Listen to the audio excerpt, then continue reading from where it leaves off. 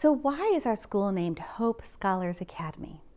As I was praying through the beginning of the school, I really felt the need for hope. Hope in this generation. Reading the newspaper, podcasts, blog posts that all talk about this generation and their hopeless feeling about their future. And it reminded me of that verse from Jeremiah 29:11, where God promises to give a future and a hope. I love that verse, especially in context. The context of that verse is that the exiles are in Babylon. They're having a rough time in a culture that's not their own.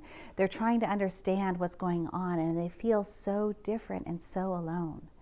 And I feel like that is the heartbeat and the cry of so many high schoolers and young people this year.